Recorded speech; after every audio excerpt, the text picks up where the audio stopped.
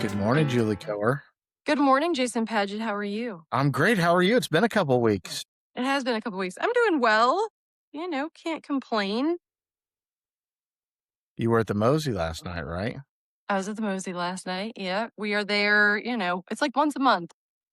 How was it? Second, it was good. It was gorgeous out, so it wasn't like hot, which was nice.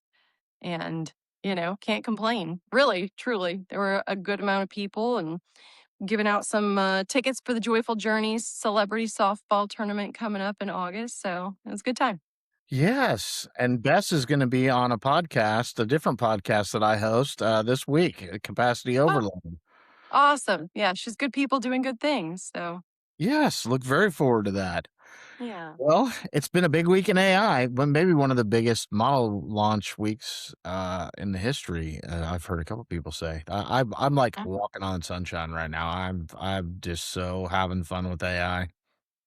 Well, that's great because I'm unfamiliar with most of the things. All I really paid attention to this week because I turned it off myself is Meta uh, automatically enrolled everybody in AI grabbing your photos and being able to generate content, from that. So you have to go in to your settings and select, turn it off. Otherwise, they just put you right in it and they can do what they want with your images all the time.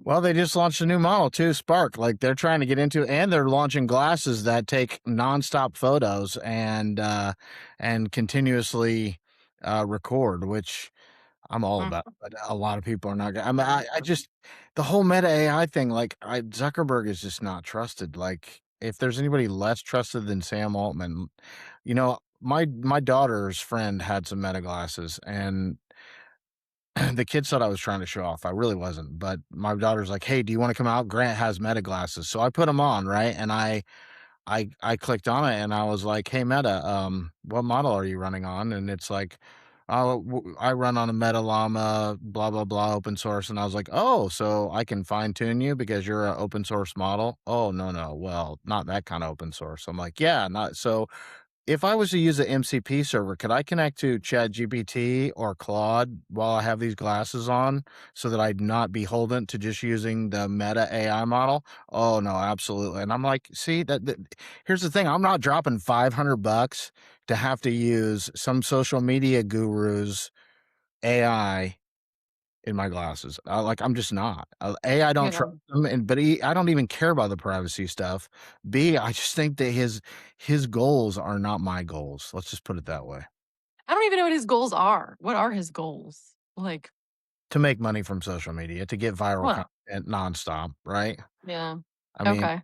and how do you do that? By pissing people off and invading people's privacy. And I mean, the only useful conversation I've heard, and some of my podcast heroes have been saying for years, like it would be so awesome if you could have glasses, and as you approach someone, it told you who they were. For those of us who have horrible memories of who people are, but now that that's here, they're all like, I don't know if that's really a good idea. Like having a global database of who everybody is and having that, it would be convenient, yes, and if I had it, I would use it.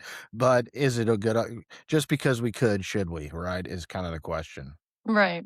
And of course, my instinct is no. It is very interesting because, again, and I don't want to get too political, but my general understanding is people who lean more conservative supposedly want a smaller government. But then you're noticing with AI, there's a total invasion of privacy, but that's okay. It's interesting because Well, I feel like that it feels conflicting to me from the outside. those So like concern. Mark Zuckerberg is leaning more into, I don't know. I don't know his actual politics. I don't know him. But if you are leaning into the conservative game, then you would assume you would want more autonomy, less government involvement. But if everybody has access to these meta glasses and flock cameras and all of that, it's the exact opposite of what you stand for.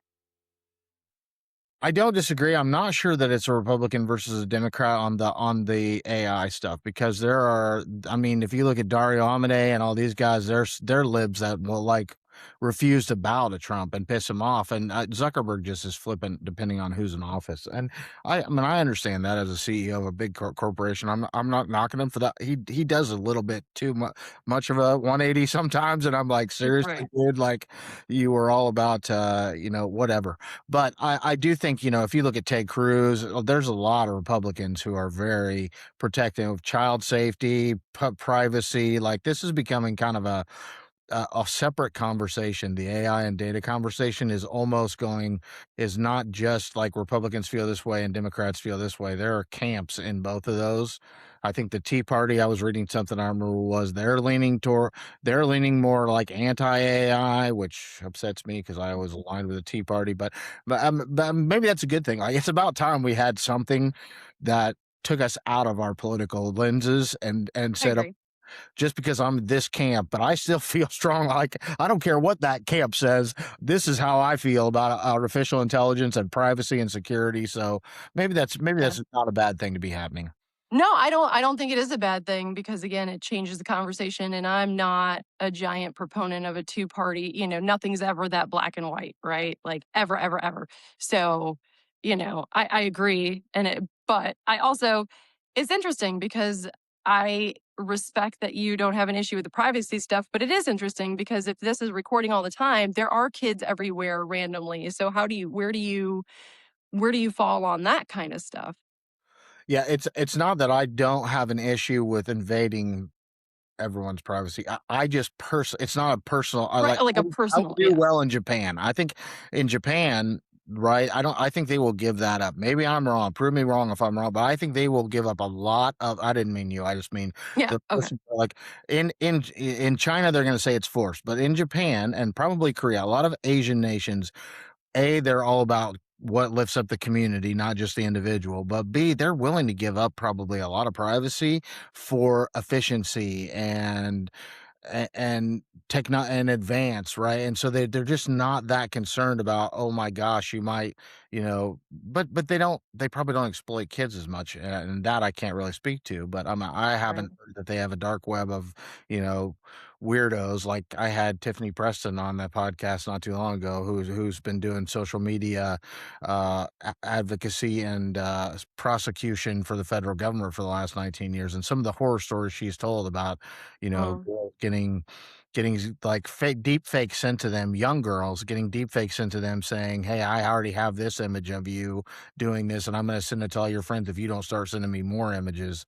And then so these girls are afraid to go talk to their parents or anybody, and then they feed into it the blackmail, and it just snowballs. I mean, like that kind of stuff is sick. And so that yeah. stuff, like we definitely need, but AI can help find those people too, right? So Right, right. we'll have some benefits on that front. Yeah. No, it's interesting. It's a good conversation to be had for sure. It is. It is a very good conversation, and I know you're always, I forget what Nate always used to say, but he's always says that your lens on the world is based on the cage you're held captive in, like basically your perspective, and in my perspective, like that. I have to show something to you because this is where my perspective is on AI. All right, I'm going to share my Okay. screen for a second, if I may. Yeah, please. This is what my morning has looked like.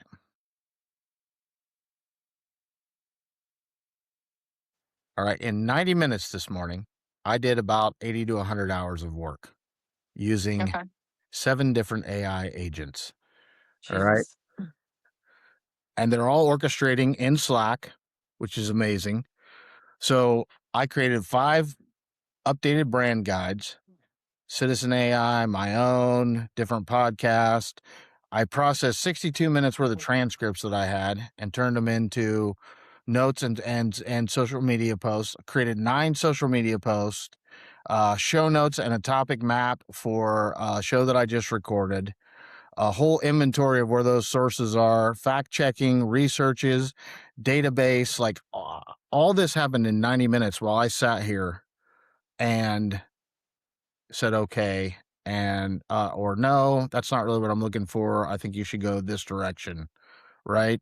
So there were 2 Codex, OpenAI Codex agents, 2 Claude CoWork agents, 2 Claude Code agents, and 1 Claude Design agent. That's 2 $200 subscriptions, one OpenAI and 1 Claude that I pay for. and then 2 of my work, OpenAI and Claude, that I use from Citizen AI, and the Claude design with Fable 5, uh, that I use up all my tokens in that 90 minutes, and I have to wait till 12:20 to work again, but it's just absolutely insane. The things that I use them for, Codex, I use for automation and information retrieval. That was, yep, as well as organizing and workflow. Claude CoWork, I use for research and documentation. Claude Code, technical execution, like writing to databases and storing things, validation and refinement. And then design is like, because I think more like a designer than I do a software engineer, I use Claude Design for all the planning. And then I have it tell all the other agents in Slack what to do, and they just go around and do it. I mean, it's Hmm. just that's literally at least 80 hours worth of work in 90 minutes. That is so valuable to me. Well, yeah. That's where we're at. That's where we're at if you really lean into this stuff. And it is a steep learning curve, and it takes a while to get to learn how to do all that. But I'm telling you right now, I cannot write a lick of code. Before 2 months ago, I had never been in GitHub or Cloudflare or Supabase or any of these. I didn't even know what any of those things were. I totally understand what all that is now. I still can't write code, but I've learned as I've gone along, and I've just done it by taking a few hours here and there saying, okay, what's one thing I would like to learn how to automate, and what tool can I use? And just ask AI, hey, I would like to automate this. Like, I never thought that I could automate the like adding the creating the thumbnails and adding the thumbnails and processing the transcript in Riverside. Well, it turns out you can. If you build an MCP connector, I can actually turn in Claude Codex, I can turn on the screen record while I do all that, and then it watches it, and then writes skills for how to do it and can repeat the task in my computer. So Me. Codex is Claude? It's What OpenAI. is Codex? Oh, okay, OpenAI. Okay. It's OpenAI and OpenAI. So that's one of the things that's happened recently is OpenAI has. It's why I went to Codex. They are trying to create a super app. So if you think about Claude has Claude Code, which Claude Code is more code based. There's 2 different versions of Claude Code. There's one that's on the app that is kind of a chat interface, and then there's one that's in your computer that's in the terminal that just stays on your computer that does like stuff I still don't like to play with because it's just too techy for me, right? But right now, as it is on the app, I can switch between Claude CoWork and Claude Code, and they have different strengths and different weaknesses, right? Codex puts it all together, and it's all in the same type of conversation interface that you would have with your normal chat GPT. So it's like people like you and me can just talk to it in natural language, and it will go do it and then come back to you. And it's a game changer. And so investment wise, if I'm tracking what you're saying, is about $400 a month that you're investing in. No, I don't think that those Teams accounts are Oh, $100 a piece. okay. So I personally am investing $200 a month, Okay. and I would say that right now I'm okay with the amount of time that saves. I get $200 a month worth of like free time to explore other things. I really want to get into some of the video stuff like C Dance, some of these video tools, creating they're called mini dramas. So basically like a Netflix series, but all in Mm, minute clips. That's it. Like mhm.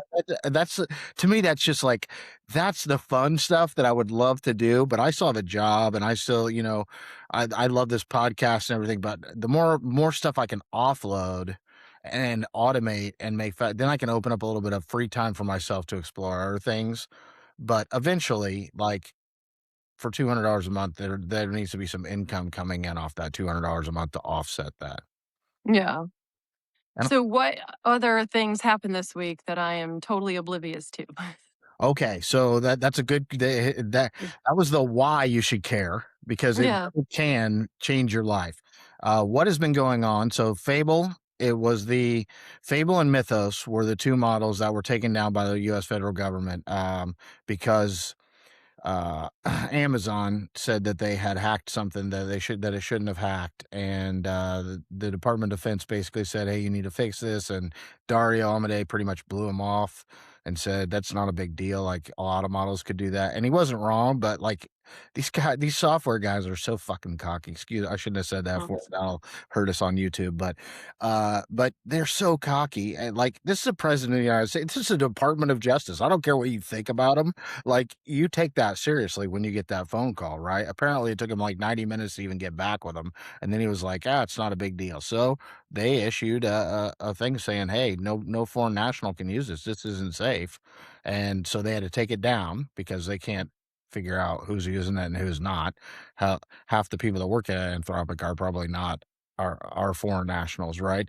And so they took it down. They found a co-founder that gets along well with political people, and he went in and started having conversations with them, and it got freed up. But it did start a precedent. So Chat GPT 5.6 was also withheld. The government asked them to until it was tested. So we are now in an era of these really powerful models that are capable of exploiting vulnerabilities in code. Like they're going to get some type of government over review before they're launched, right? And so Fable got came back. Now the unfortunate thing is they gave it back to us only until tonight at 2 a.m.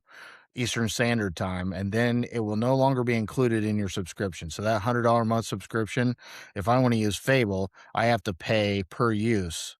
I think it's Mm. $10 per million input, $25 per million output, or $50 per million. So I won't use it anymore. So basically, what has happened is that people like me have been scrambling to get all their big projects done since that was re-released, so that we can go back to just using Opus 4.8, the model that's right under it. That's still, I mean, unless you're a scientist or a software developer, probably plenty good enough. But once you get used to playing in the major leagues, you don't want to go back to playing. Then yesterday, Chad, or 2 days ago, ChatGPT launched 5.6, which is comparable to Fable and less expensive. In the meantime, when the U.S. government pulled Fable, the real conversation that started was, well, oh shit, like if the U.S. government can pull a model and my whole business is run by this model, like that could be a problem if I'm a Mhm. right. So the whole conversation began to shift to, okay, should we take open source models, which is very difficult to explain in lay terms what an open source model is, but essentially when you train a model, there are parameters. That's how the little nodes inside of it talk to each other. Like they're getting big, 1 billion, 120 billion, trillion parameter models, right? They're huge now, but then there's weights, which is how they went in and tweaked how each of those parameters relate to each other, how much they pay attention to each other. So is the parameter that knows what a cat is it more heavily related to a dog parameter, or is it more heavily related to spaghetti parameter? Like you would want, Mhm.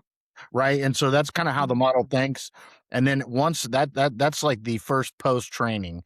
And then once that happens, if you have the data set that the model was trained on and you have open weights and open parameters, you can go in and fine tune that yourself. You can change that and tweak that. Okay, that's a truly open source model. Okay. The Chinese have a lot of them that are really good. They just put out ZAI put out GLM 2.5, which is a phenomenal. It's almost Opus 4.8 quality, 120 billion parameter open source model, which will not fit on my computer, right? But you have to have a big ass computer to run something like that. But there are smaller ones as well. So the question becomes, do I put one of those on my device, or if I have a business, do I put it on a big server, right? And now Mhm. everything that happens there just stays there. It doesn't go out onto the cloud. It doesn't go out on the environment. If the government shuts down anything, it doesn't matter. That's there. So I have that trained for my business. And then because the cost of some of these things are getting really expensive, do I use what's called a model router? So hypothetically, and probably best case scenario, I would have an orchestration AI like Opus or ChatGPT 5.6 that kind of runs the show from a high level and makes high level decisions, but everything else gets routed to whatever model, like smaller model, is big enough to do the task. Okay.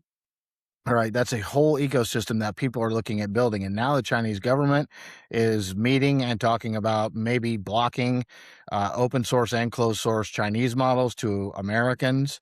You have Mark Zuckerberg, who just put out Spark, which is a much cheaper model. You have ChatGPT. So basically, we're into pricing wars.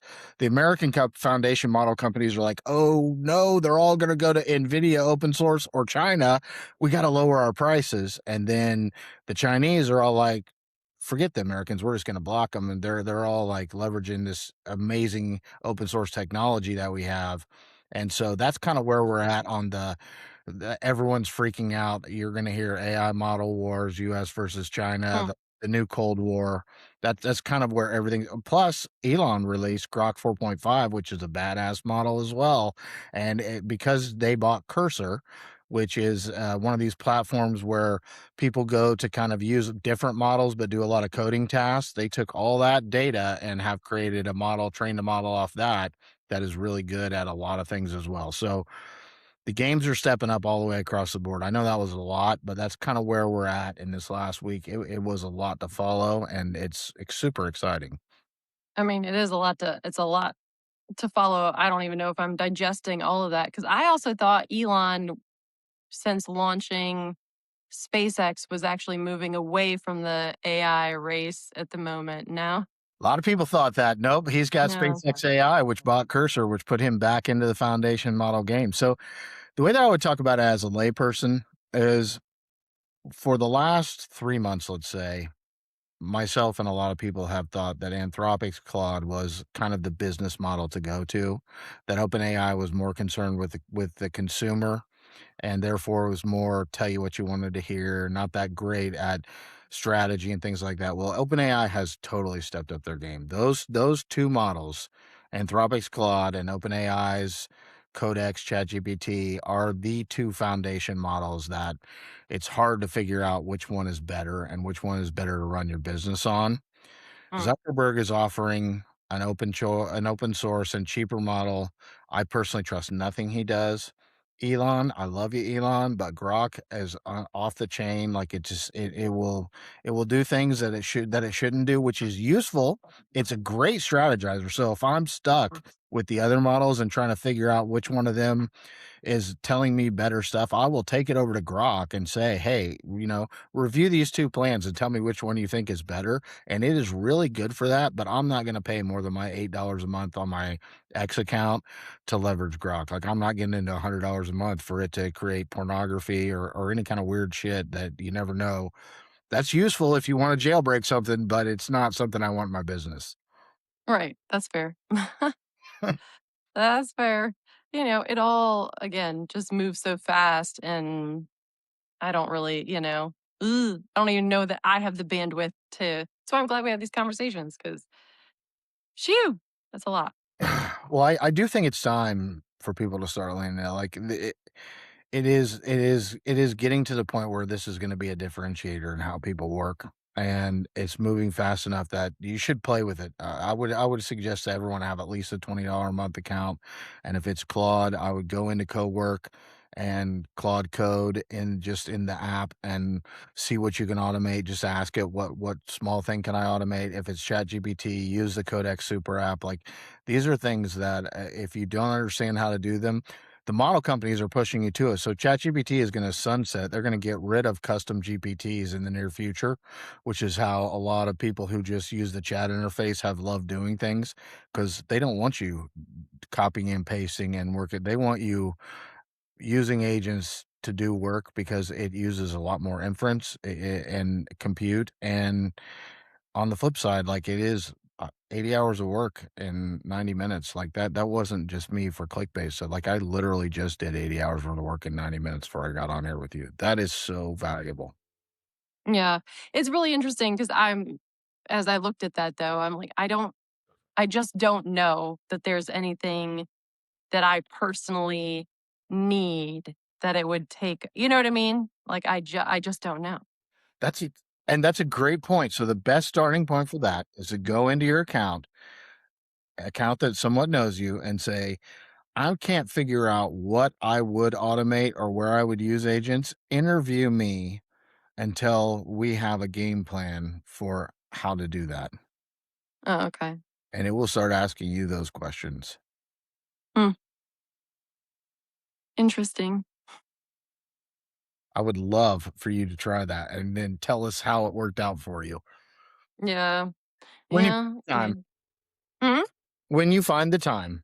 Yeah. Well, it's probably a matter of making the time, but I know, like, we have some rules. I guess it would have to be on my personal time, really, um, which is fine.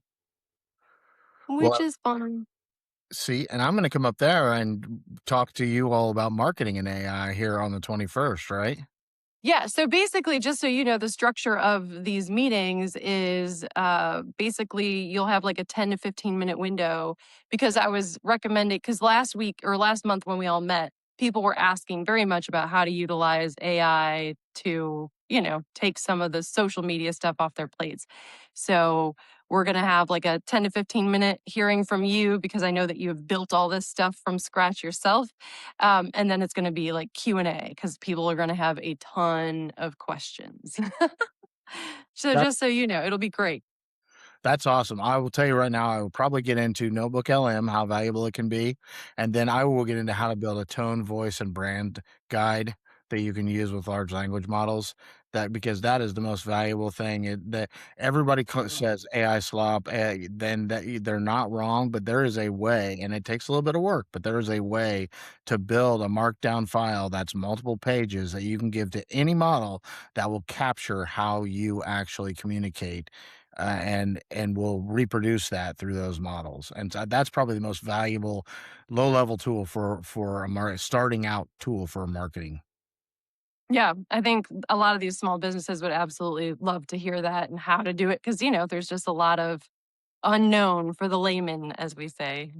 There is, and there's a lot of slop out there, and people Yeah. don't like it, right? But if you can generate, and you either have to be real transparent and say I use AI all the time. Like I still think some of my newsletters are not quite where I'd like them to be, and AI writes them a lot, right? Mhm. A lot of my social media posts are AI generated, and I would bet anybody they can't tell me which ones I wrote, which ones I edited, and which ones I didn't. So, but I've also like really battened down on that. And every single time it writes one and I have to rewrite it, I save that into a document, what it wrote and what I rewrote. And I just keep this running document of, hey, go back and look through this and figure out what it is you're doing wrong that makes you not sound like me and fix it and write a skill to fix it. So it's a And prime. you're using an agent for that or Yes. So I use CoWork for that. I'd give that to CoWork and say, hey, write a skill that says that refines my tone, voice, and style, and that identifies where LLMs are most frequently deviating from that and how they should fix it. I think that's very valuable information. It is definitely worth the effort that you put into it because when it comes to writing, like I hear people say, I don't ever want to give up writing. I love writing. Like I don't disagree, but I take the editor stance. Like I would rather be in the editor's seat at a newspaper where I have 50 reporters writing for me. I am more than the right and the power to write myself a piece that's gonna go in as an editor's note, but I also have these 50 reporters writing for me, and all I have to do is go through and decide which one of them produce something that's worth publishing and which ones need a little bit of tweaking. Yeah. No, I think that's, great feedback. Yeah. Um, I did listen to you had sent me that podcast to Yeah. listen to that portion of it. And I did listen and I found it very fascinating because it is, something you and I have talked about multiple times because she used Codex, right?